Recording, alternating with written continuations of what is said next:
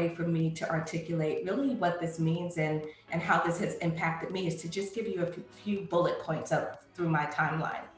So, as a young girl, we grew up in inner city Philadelphia, and my mom was a single mom. And she decided that she was not going to raise her children in Philadelphia forever. We were moving out to the suburbs. When we moved out to the suburbs, being the ornery young girl that I was, I thought my mom was trying to ruin my life. Literally, I was like, "You're trying to ruin my life," because I was taken from an environment where everyone looked like me to a place where no one looked like me, right? And so in these schools, every classroom I sat in, I was the only Black person. And so it wasn't warm, right? It was very much a otherism thing. Like, you're different. You're not like us. College years. And I went to college to be a nurse. And I remember one of my nursing instructors just giving me the hardest time because I got my hair done and I had braids or extensions put in my hair. And she gave me the hardest time in front of the entire class because why did I do that? It looks terrible. That's ridiculous. You need to take that out. I was so embarrassed. And so, of course, none of the other students were getting this treatment, right? And so then we move on to a point where I was going on a job interview, and the day before the interview, we confirmed, and I was all excited, and I went up for this interview. And when I walked through the door, they looked at me and gave me this odd look. And so I thought, oh, okay, that was weird. And then the lady comes out and says, "You know what? I am so sorry, the position has been filled."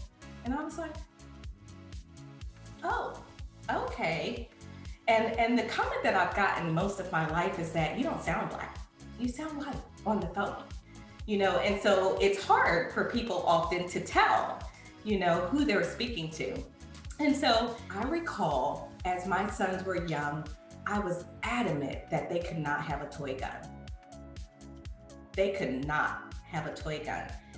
People didn't understand that. So having 3 little boys, what do they want to give them? They want to give them guns, right? In the trash they would go. Either you take them out of my house or it goes in the trash, because I was fearful. I'm thinking, if my sons are outside with their toy gun, I don't know if they're going to be alive the next day. And I cannot take ownership of that, right? I cannot say, oh, well, it was just a toy and I had no idea. So then we fast forward to as they were growing up and constantly giving them the talk, right? And if anyone stops you or anything happens, here's what you have to do. We need to keep you safe. You may not think it's fair, but don't talk back, don't make any sudden moves, don't do these things. For their entire life, I gave them the talk. And what's really, really sad? I still give them the talk today, right? So it doesn't stop. It doesn't stop because they're all adults. You continue to have these conversations. So this shows up in my life over and over again, to the point where as a hospital CEO, I had an event happen at the hospital, which was really racially motivated. It really was. And I ended up losing my job over it, which was okay. The bigger issue was that there was someone there, a lady who was a supervisor there, that we just disappeared. I mean, she had to leave our hospital, never to be seen again, because of this incident, right? We couldn't stand up for her. We couldn't advocate for her. Couldn't get the true story out there because of this fear. And she was Nigerian, I think, in descent. And everyone was saying that we were a racist hospital because we let this Nigerian woman, put the American flag on the ground, and how dare we? There were protesters outside of my house. I mean, it was bizarre. And so all along the way, I have come to understand that I am different. I am often seen as different.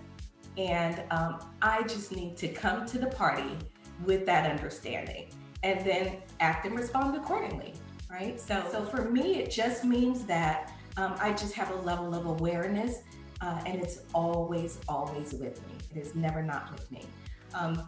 So that's probably, I could go on and on and on, but I just wanted to outline a sense of how this has been from the time I was a very young girl all the way through my experiences today. It's really shaped who I am today, and drives and fuels my passion, because I would love not to have this conversation with my grandson.